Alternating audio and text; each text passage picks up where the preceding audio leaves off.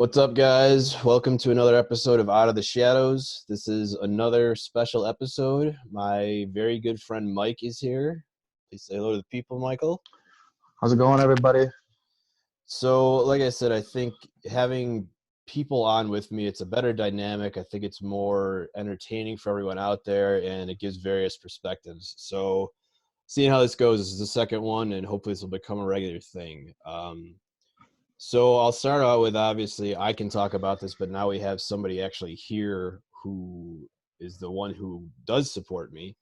So, I've known Mike, we've known each other since we were 11. So we're 33 now. So it's, 22 years. Wow. Yeah, we're getting old. So, you've always been super supportive of me and super cool. And even if I didn't feel good necessarily about talking about it, you've always been really receptive and helpful to me if I've been in a bad situation, whether it's depression or otherwise. What would you, if somebody asked you for advice on how to support a friend who's going through depression or some other mental health issue, what would you say? I think just to be sort of resilient. I think at times, like, people.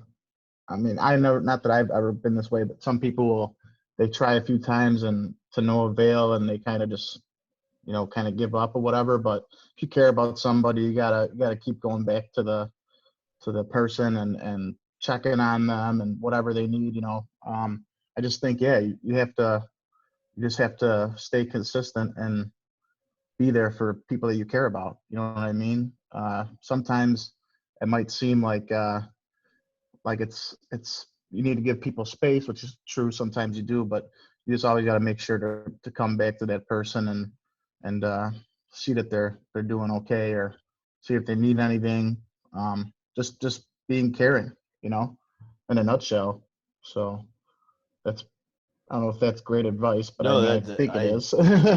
no, I think it's really good advice, actually, because Yeah. it's funny, but it's true. I mean, it's like you said, it's as simple as just because you care about that person, it helps. And it's truly, I can't sit here and necessarily map out a ton of stuff, but that's at the core of it, because I knew you always had my back Yeah. and you always cared. It made it easier. Even if I was uncomfortable, like, you never gave off a vibe to where you were like, you felt weird about it. It's just, well, you're my friend and like we're good to And go. It's all good.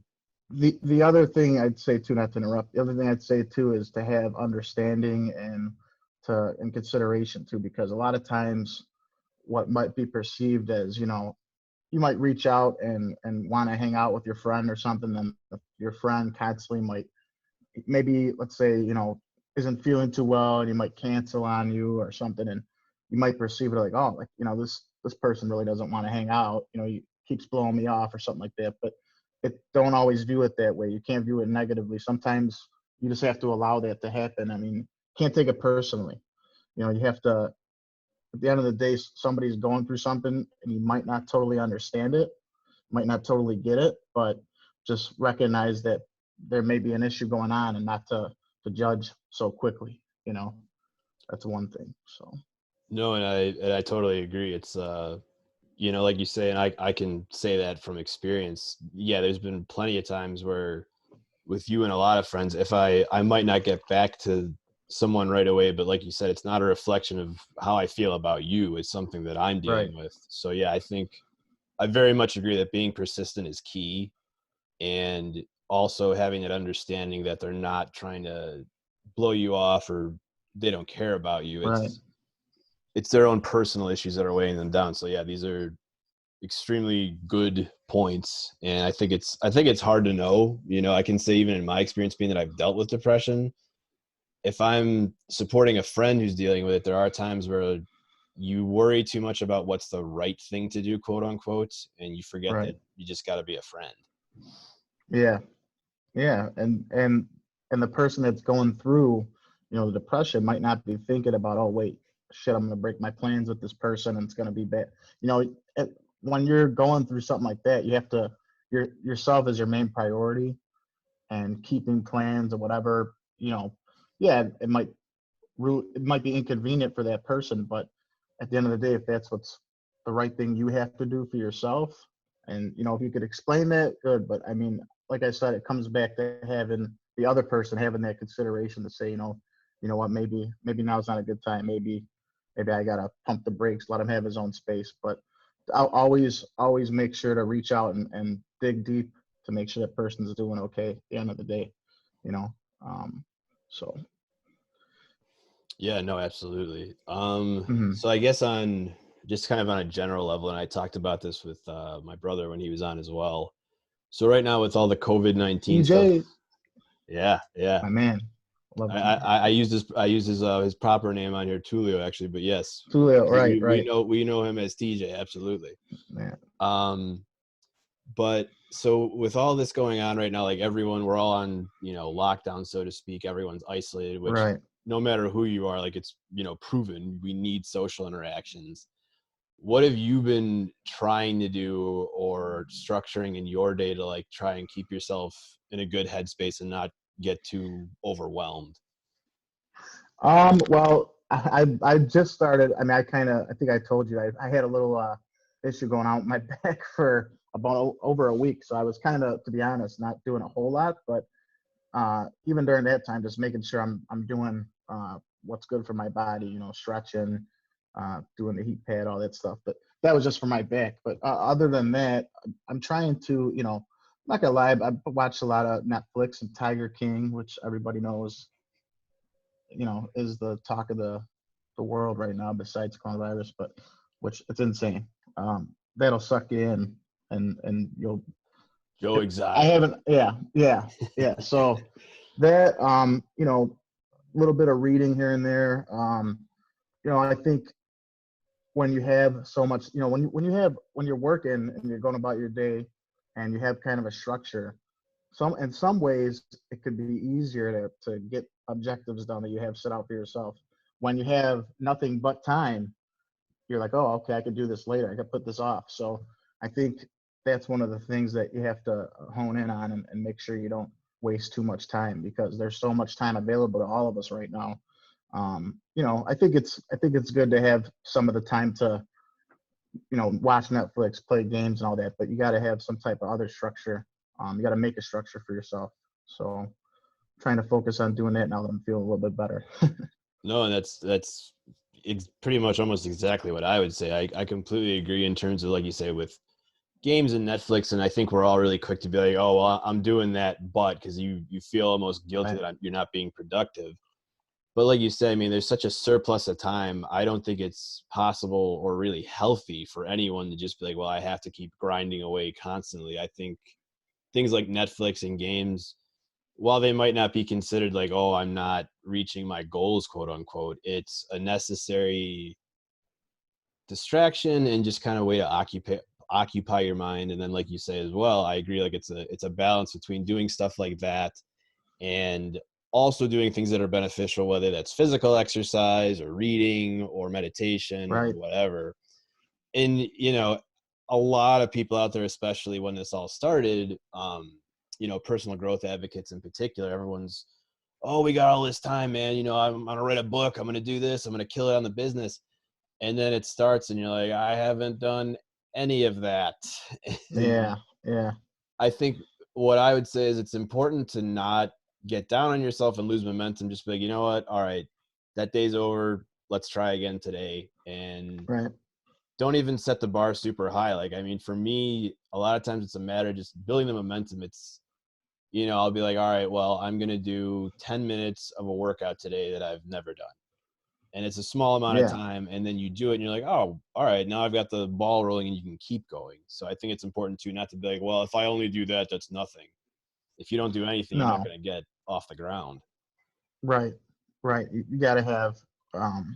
Can't get too down on yourself. If you fail to do something, well, you got the next day to get it done. But you gotta make sure you don't let too much time slip away, because it's like one day bleeds into the next. If you just let things go up in the air, you don't really get a set plan to do it.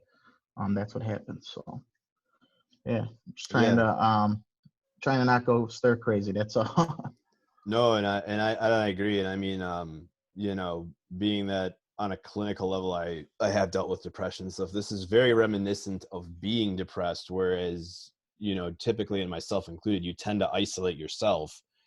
So it's almost like it puts you in this bad space if you're not seeing people and you're like, Right. you're cut off. So like you say, you start going stir crazy and like, oh man, like I need to do X, Y, and Z. And then, that can lead down not the greatest of paths. But and again, just talking about like with we said the structure of the day and whatnot, I think in general, and I try to do this here, I think it's lacking almost completely. Most people who put out any kind of content like this are everyone shows their best side, which makes sense. I mean, on our Facebook pages, our Instagrams, we want to put the best pictures up, all that fun stuff. But to me, if you show people like, hey, all right, you know what, I'm not perfect. Here's the days that are hard. Here's what I'm struggling with. Here's what I haven't accomplished. I think it humanizes you and it makes people Right. you're almost more receptive because then it's comforting in the sense that, all right, well, I'm not the only one who misses stuff sometimes. And like I said, it's more humanizing. If you appear like I just always kill it, then you're just like, man, I'm by comparison terrible. We have to work on making an app that's like the opposite. Like you just show all the shitty parts of your life and everything. This is it's the real life Instagram. I don't know. Hashtag real life. Yeah. That would be I awesome. mean, it's ups and downs, man. But you're right. It's a lot of the stuff we're exposed to is everybody's best moments and best sides, and that's obviously to be celebrated, but it's not all not all gravy everything. So, um, yeah, just got to be aware of that, I guess. Yeah, no, and it's easier too, in my opinion, than when it's nothing but all these celebrations. Somebody got married, somebody has a kid, someone has a new job, a new car, whatever. Then that's Oh where yeah, that's yeah, where most people fall into the trap of comparing themselves and being like, oh my God, well, I don't have those things, and look at all these people. Everyone's so much more successful than me. right, right. So I think it honestly, I mean, like it's hysterical, but it would be good to have more of an emphasis on like just post a little bit of everything. And it's hard Yeah, because then I will think about, and I'm sure you've seen this too, when some people almost use Facebook as their diary and just start saying outlandish stuff, then it's like, all right, well, maybe not that. maybe it's not. Yeah, there's There's kind of extremes. like, yeah, there's kind of borderlines and stuff. You got to keep some things in, I think, but it's personal choice, I guess. No, I agree. Yeah. And I just thought of this, and I think this is a really good opportunity because you're literally one of three people who has actually listened to me about trying out Wim Hof method. Nobody listens. Oh, okay, cool. Um, so I've talked about it a lot, and I've done two videos specifically on it, talking about the mental health benefits specifically in terms of for me, it's lowered my anxiety by a huge, easily measurable margin, and it's helped out with depression as well. Do you feel like having done Wim Hof method, the breathing method that we're talking about, it's a deep breathing method. Look it up, guys. I have a video. I'll link it down below. Do you feel like it's helped you in terms of your mental health, and then also after that your physical health?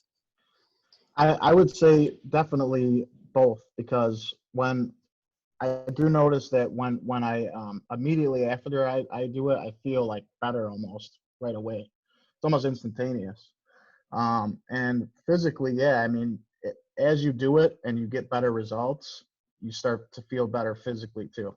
You know, it takes a little bit of time, but I mean, yeah, I think it helped in both ways, and everybody should definitely check it out. I mean, when Matt told me about it, showed me a couple of videos, and I watched. I was pretty.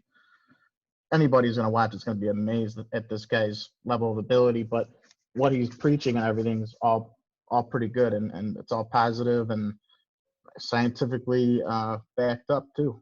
So Yeah, no, and that's awesome because it's, obviously you and I haven't gotten into any length about this before, really. Like we've talked a little bit, but that's the most in-depth answer I've heard from you, and it's exactly what I would expect, and it's exactly what I tell everyone. So I think it's really cool that we can say from both a perspective of like, all right, I've dealt with clinical depression.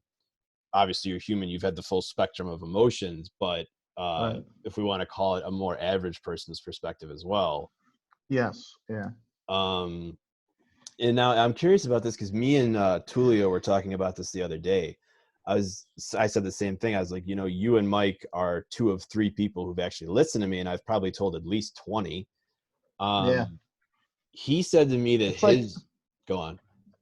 it's like when you send like a link like to people, like you could get, let's say if you sign up for this app, they'll give you money or something, right?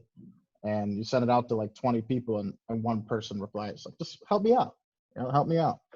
No, and I don't know it's if that's a good true. comparison, No, but I think it. I definitely think it is. You know, uh, me and Tulio were talking about how, like I said, it's hard to get anyone to do anything. So that's why, like, yeah, I yeah, tried to go with a kind of a soft sell and just tell everyone, like, hey, man, just do one round. It'll take 5 minutes. If you try and pitch even 20 minutes to someone, you're already decreasing your and chances.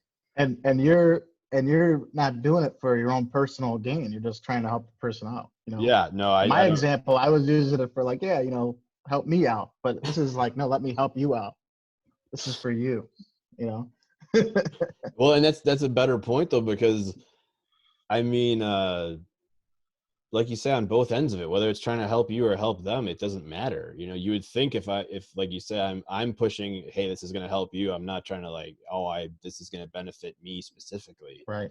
Weirdly enough, it doesn't make a difference either way sometimes. Yeah.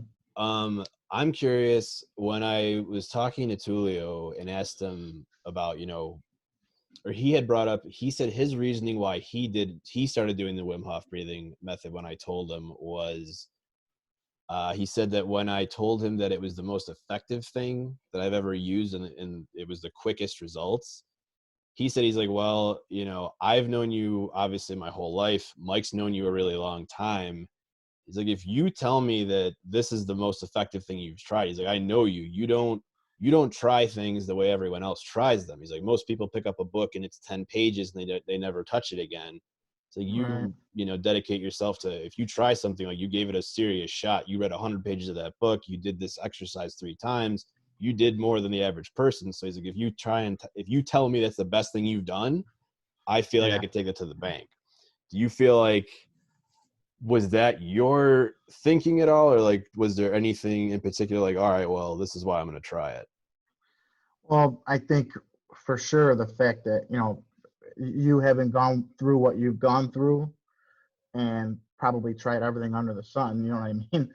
Um, Hearing that from you, definitely, it's kind of like it's like more reassuring. You know what I mean? Just because I know you've gone through a lot and you've tried many things, and to hear you basically give your stamp on something like that, yeah, I think that's maybe more subconsciously, just like I trust in that enough to, you know what I mean, try this out.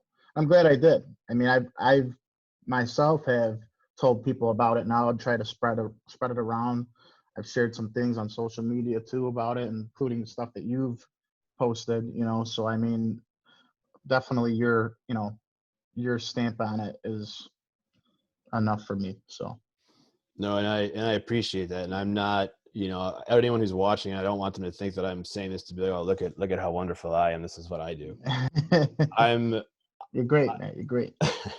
I just try and really, I guess I do try and sell it in a sense, just because, anyone who's experienced depression, like you say, you try so many different things, it's very rare to do something and literally the same day or the first session, like, just feel a huge difference, and it's an obvious real thing. It's not just subconscious, because like we've talked about with therapy, usually with your first session, even if you've accomplished nothing, you feel good because you've gotten the ball rolling, which is Right. great. But you can explain that away in the sense of like, well, maybe this isn't the best therapist, but you convince yourself, with something like this, it's not a matter of me just believing it. It's it's physiologically a thing. Right.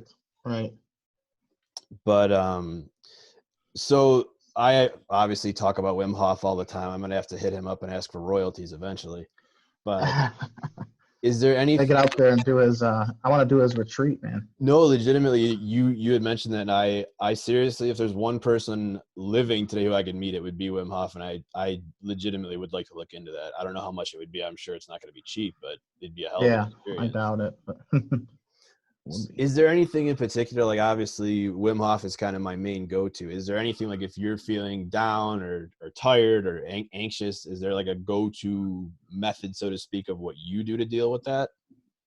I mean, I've definitely turned to music pretty much, and if I'm in a mood or something, music always helps. Music is therapy. So I mean, whether that's playing music or throwing on, one of my favorite bands or something. So I think music and maybe not for everybody, but music definitely helps me, and I know it helps a lot of people. No, So that's a great point. It's funny. It's one of those things that I almost don't think about, but yeah, I mean, every day, especially when I wake up and I'm getting ready, or on any level, whether I'm getting ready to go out or I'm just getting ready in general, brushing my teeth, something small, I always have music on, and I always start my day, and anyone who actually follows and watches me is going to know this. Rocky music, No Easy Way Out specifically, is I've probably listened to that song well over a million times without exaggeration. But like you said, I mean, music really, it's helpful. It can be inspiring. It can be, for me anyway, I'm the type of person who, if I am that sad and I kind of want to get in touch with that, I'll listen to something sad. But like you say too, I mean, oh yeah, it's not only it's not only like, oh well, you and me are music guys. There's scientific proof that different sound waves and whatnot will affect you in a positive way. So I don't think there's a person alive who can't benefit on some level from that. oh yeah. I mean, and like another thing that I think it was when Chris Cornell passed away. I shared something that I seen on the internet. Basically, when a musician, or maybe it could be anybody important, you know what I mean? It could be an athlete or something. But if it's somebody that like for instance, listen to Soundgarden or Audio Slave, whatever, and you spent a lot of time listening to them when you're happy, sad, whatever, and when a person passes away, you might feel a little emotional about it, and it's like, oh, you don't know that person, but in some way you did, because you know what I mean, you connected with their music. It's kind of like you're almost like a shoulder to cry on or lean on or whatever.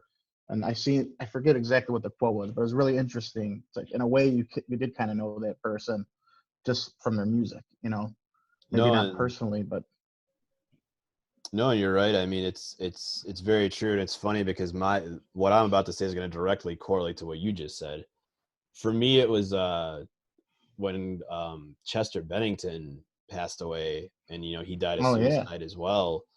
And yeah, he part of his wife had really said that when he lost Chris Cornell, because they were such close friends, that really it hurt him deeply, and she thinks that was a kind of precipitating factor. But it was the same thing for me. I didn't know same him. man. I didn't know him personally, but for me it was a very difficult time in general. It was very stressed. It's just I was in a pretty bad depression, and they had just released Heavy, which in some ways isn't necessarily their best song, but just lyrically speaking, for me it's simple, but the lyrics do it well. But even better, if you watch the music video, like if anyone ever were to say to me, you know what, I want you to explain depression to me as best as you can, I would have them watch that music video with me, because one, the colors are very washed out. If you pay attention, it's kind of Yeah, muted, and that's very much how you feel when you're severely depressed. Like everything's there, but it's not there. And so that song, just like, I was very connected to it. Like I would listen to it and just fall apart and cry. I mean, it was therapeutic. So then, you know, couple months later, now Chester's, he dies that way, and like you say, you're affected. You feel like you did have this connection with that person, even though you didn't personally know them. right. Yeah, anytime, I mean, somebody that you know anybody in the music world, has passed away like that, Pantera, Vinnie Paul, or you know, Dimebag Darrell, or Avenged with the Rev or something, you kind of take it like personally, like holy shit, like can't believe they're gone, you know. Um, but I mean, that's I would say music for sure is. I think that's my go-to, 100%. Um, so obviously you know this, but the viewers don't. We were in a band together for years. So we're both That's right. musicians. Two bands, two bands, No, three bands. We've been in three bands together, I say I think or there was four, yeah, there was almost every band we were together, just about. just about. Yeah, There were yeah. there's like two I can think of that we weren't, but so obviously that's a form of art that we both share. Like, do you, I'm what are your feelings on like how important is art to you as a form of expression and a form of kind of dealing with emotions in general? Um, Kind of to repeat what I was saying earlier. I mean, I think it's therapeutic. It's healthy for your soul, for your just as a person to be able to express yourself through art. In our case, music. Um, Especially when you're in front of people, is there's no better feeling. But I haven't played, and I know you haven't been in a band for a long time. Yeah. So I mean, now it's just kind of like if you play with some friends or you jam once in a while or playing at home, it's still a really good feeling. You know, it's kind of like a natural high in a way when you're playing music. It could be something that you wrote, or it could be a cover song that you No, really like. I mean, it brings just positive feelings. I mean, there's no way around that. I think if you're a musician, anybody could testify that, no, I agree. And to that. I think for me, one of the keys in general, not just with music, but in any artistic expression, I think the biggest thing, like you say, is like, it's therapeutic. You feel an emotional release, an emotional connection. And I think for anyone watching who may think like, oh, well, I don't have a particular passion, or maybe music isn't their passion. I think you should venture out and look into different things. For me, as much as I love music, and I clearly don't play as much as I used to when we were younger, when we had more spare time. But music, it was a little bit more rare for me to get really in the zone to where like you're so focused on it, and like you're not worried, you're not stressed out, you're just having a good time. For me now, martial arts is my way to like I very much get in that headspace. And I think, people should keep in mind it's not necessarily there's one answer. You have to love music. I mean, it could be drawing, it could be No, coloring, it could be martial arts, it could be cooking, and there's a million things that people don't necessarily consider art forms, like I just said, cooking, or even carpentry, whatever. Like, it's all it doesn't have to fit the box to be your passion or your outlet. right. Yeah, you can't contain art. Art No, can't be contained. no, it cannot. Let's go and open up an art museum with that phrase right in the beginning. Well, another thing I just thought about. So it's crazy to think about. I mean, like how many levels you and I have connected on, considering the music, obviously, just in general as friends. But I'm sure you'd agree, we laugh a lot when we're together. Like, Yep. this is a very watered down version of you and me in a lot of 100%. ways. Yeah. Yeah. But This is yeah, this is us just holding back. child's play. Yeah, this is us trying to be adults.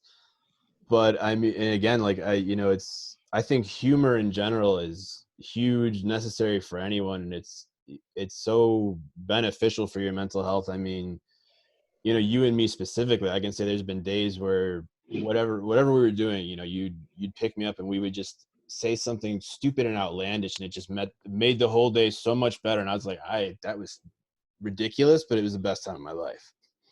Yeah. No, I know. A lot of funny times. We used to have we used to have recordings, all this stuff, kind of like Yeah, guess this we was kept back the in the vault of that. back in the day before video was a thing. We had audio recordings of us doing skits at Right. literally 12 years old. Yeah. It was on Yeah. one of those micro tapes. I don't even know what I did. I wish I still had it, to be honest. Talk Boy, maybe it was on the Talk Boy. No, Remember those things? it was one of those legit, like you'll see in like the lawyers, they pushed a little button. Oh yeah, yeah. It was Okay. again before the digital era, so Better it was Call just Saul style. yeah, and that's what it was. And that, I mean, it's funny because we would do it all the time, and like I remember even we'd listen to it a couple days later and still be dying. Yeah. So I think I think we people it's a simple thing that, like, you don't have to be the kind of person who, you and me are unique in the sense that we'll make up a scenario and just roll with it, and we're kind of producing this comedy, so to speak. But your average person, if you just look up comedians, even if you don't know anyone, just give it a shot, and like you're gonna laugh, and you're gonna feel better. Maybe not. I'm not guaranteeing the first time, or depending upon what you're going through, but it's going to get you in that mindset. And when you do have that experience of laughing and really getting into it or relating to it, like, I think, again, it's an emotional connection. If you hear some kind of situational comedy to where, like, oh my god, I've totally had that happen. And so it can, even in that sense, turn a bad situation into a pleasurable situation. Someone talks about, oh, you get a flat tire and blah blah blah, like some kind of life trouble, and you're crying laughing when it was actually some Yeah. horrible experience you had. The other day, actually, I have a friend, she and I had met on a support group website a couple years ago, and she called me and she's like, how you doing? I was like, well, it's 6 o'clock, about an hour into my daily dose of anxiety. And she started laughing. I'm like, I'm dead serious. Since this COVID stuff started, I have 1 hour guaranteed of physical anxiety, and it's not a good time. Mm. And she's laughing, and she goes, oh my God, I blacked out today from anxiety. And we were dying. That's not funny at all. But it was because you're able to almost, it's like reframing, if you want to use a psychological term, without actually intending to do it. Anytime you could find the the light in something, the positive in something, it's always good. So something negative could be a positive. Yeah. So all right, let's roll with that a little bit. If you had to pick three comedians, who's your top three Top three comedians of all time. all time? You only get three. Not personal. Should I go personal favorites or who I think are the top three? I Maybe want your personal. personal favorites. I'm not concerned with the audience. I want to know, or the greater population. I want to know your Well, top three. okay. Well, I mean, obviously you have to go with the person that really the comedy specials that I seen first, and I think you showed them to me, was Eddie Murphy's Raw and Delirious. I was just Pretty gonna sure say you that. showed them to me. Yeah. And I mean, I think those today still stand as some of the funniest stand-up specials ever. I mean, I have to say Eddie Murphy is one of them. Dave Chappelle, 100%. I love Dave Chappelle. Um, Back in the day and now. I'm trying to think who my third would be. It's tough. I do like Bill Burr. I like Bill Burr.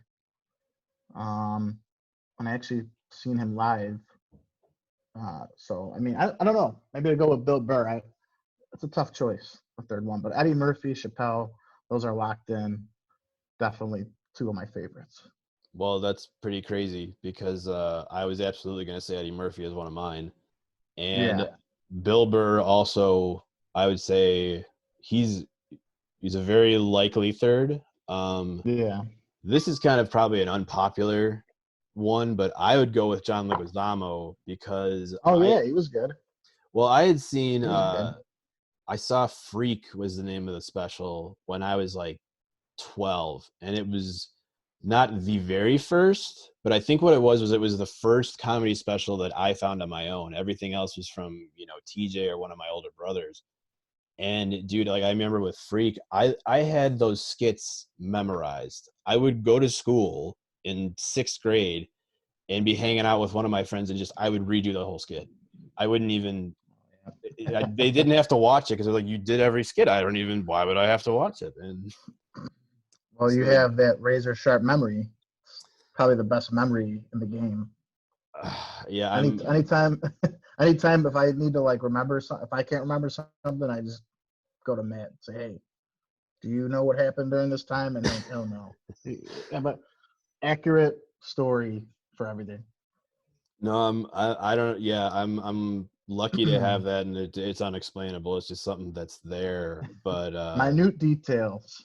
Talking to the fine stuff, you'll remember. yeah, a good example of that was, this was years ago, but our you know him, obviously, for the audience. Our mutual friend Tom called me, and he's like, dude, me and my dad are sitting here, we're talking about when I was younger in old times. who was on Nickelodeon? There was a show with the cartoons on Saturday. I go, Kablam. He's like, Kablam. Okay. And there were the two kids. I was like, Henry and June. Henry and June, how do you remember this? I'm like, I don't know. That's insane. I I I love it. I don't know. I think in some ways, I even tried to use the other day. I forget who tagged me in something. And I said something about something I did, and I tagged you, just like, oh, maybe Matt will know about this. yeah, no, And you were like, I have no, you had nothing to do with it. You're like, you can't just hit me up for everything. yeah, Like I'm to not. remember things that I wasn't there for. No, yeah, I'm not psychic, unfortunately, but yeah, no, I remember that post. Took a Somebody said chance. that you had taken one of their movies, and you're like, I don't. They asked which one, you're like, I don't know. Ask Matt, and I was like, I wasn't there. Sam, it was Sam. Sam did Yes. that. That's right. Sam asked it. So well, this is random, but one thing that I just started listening to, and since we all have a vast amount of time ahead of us, or vast enough, I would definitely recommend this. Bert Kreischer, who's a comedian, he did the Machine Bit. I don't know if you're familiar with him. Uh, I've seen that he has a new Netflix special up, but I haven't really listened to much of his material. I haven't listened to anything from him. He's actually pretty good. And then it's him and Tom Segura. It's a podcast. It's called Two Bears, One Cave. Highly entertaining, and I would highly recommend checking it out to anyone. Not Okay. only you, but it's a great comedy, a great distraction for right now, I would say, for sure. So I'm going to hand this over to you if you have any questions or any specific topics that you'd like to discuss. Well, I let me think. Is there a particular series or TV show, whatever you're watching right now that you're into, or besides Tiger King? I don't know if you watched it or not, but everybody's watching it. So. No, I believe it or not, I am watching it like everybody else. Oh, okay. Yeah, that's fine. So I did it But too. it's one thing to where a lot of times, there's something that's mainstream. It's like, well, that's stupid, but no, it's highly Funny, entertaining. I didn't do this. I didn't do this with Game of Thrones. In fact, everybody just kept like, you have to watch Game of Thrones. It was just like trying to be forced on my throat. So I'm not watching it. Out of No, spite, I'm not watching it. no, yeah, And maybe it's a bad decision. It might be a great show. the reason that I didn't watch Game of Thrones either, and it was the same thing, everyone alive is telling me to watch it. I didn't watch it because I know that in that show, a lot of innocent people get tortured, and I get upset by that. So I go out of my way not to watch things that incorporate any kind of innocent people getting, tortured or things of that nature. So that's why I said no. Me personally, right now, the only series that's current that I'm watching besides Tiger King is Better Call Saul, and Oh, okay. I'm sure this is going to be another unpopular vote. I know what you're gonna say, and I've heard this from several people now. I You think feel it's better than Breaking Bad? I do. I feel like I've heard this from other people too. my reasoning is it's obviously a good storyline, but also with Breaking Bad was I can't obviously do this. I can't do this anymore. I'm done. Breaking Bad How was dare you? Breaking Bad was a great storyline, but my issue was Breaking Bad is such a heavy series and so much awful things happen that if I really get into a show, I like to rewatch some of the seasons or all the seasons. In Breaking Bad, I've never done that because it was as good as it was. There was just so many awful things that did you see they released that movie El Camino where it's the follow up for Jesse's story, the second main character, so to speak? I have not. I have not watched it. I also have not watched Better. I've only seen the first episode of Better Call Saul, but I have to watch it now that I'm hearing all this from you and everybody else. Yeah, no, These crazy claims. Better Call Saul, absolutely. Don't miss out on that one. El Camino, you can skip. It wasn't really that great. But my point was talking about Breaking Bad. There were so many things I forgot, and they do this kind of brief recap. It's all horrible shit immediately. I'm just like, well, now that I'm traumatized, yeah, let's watch this movie, I guess. Yeah, it was definitely an intense series, but I loved it. That was definitely one of the shows that I watched front to back without like hesitation, you know. Some shows you just like swallow them up. Other shows take you a little bit longer to digest, I guess, you know. No, I But Breaking agree. Bad was, I watched it like that. So Better Call Saul, I would definitely give it a chance. And you're not the first person that said that. I've been seeing that a lot. No, I really do think it's true. And also, what's cool for us being that we're in Chicago, Illinois. Better Call Yeah, Saul, in the series, Saul is from Cicero, Illinois, which is a yeah, suburb yeah. that's only about Slippery Jimmy, or something. What's his name? Slippin' Jimmy. Slippin' Jimmy. His real name is Jimmy McGill, and Slippin' Jimmy was his nickname because he was known to be Yeah, a con man. But yeah, I I've heard mean, of a little bit about it. but Cicero, Illinois, for people out there, that's like 40 minutes away from us. I actually lived there before I lived in the neighborhood of in Bridgeport, Illinois, where we live now. And they have legitimate footage, at least a few things that are from Cicero, Illinois. They had to have filmed there, at least part of it. So that's kind Yeah, of cool to see, a neighborhood that you've actually grown up in on TV. I'm interested to see that too. And I used to work over there. It's I worked there for like 8 years or something like that. I worked there for a while, 7 years. I don't know.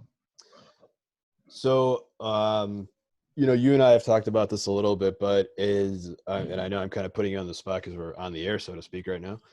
But so if you're up for this, I feel like this went really well, and I would say Yeah.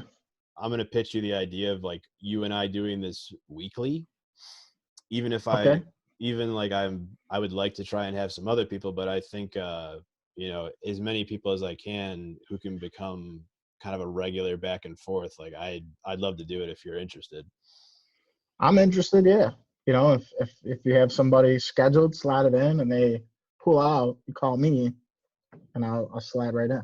Oh no, man! You don't even got to slide in. You will be on the schedule every week, and everyone else is just bonuses. But all right, Where's the contract? Give me the contract. we'll close out this formal episode because, like we said before, it's hard to get people to do something for 2 minutes, and we're going on a decent little amount of time. But all right, Yeah. everyone, thank you for watching. I'll keep everyone posted for future episodes. This will become a regular thing, definitely, at least for the time being. And Mike, man, I'm always happy to talk to you at any capacity. And thank you for doing this with me. You're welcome, man. Thank you for having me. All right, brother. I'm gonna cut this out, and everyone out there, be well. Peace be with you.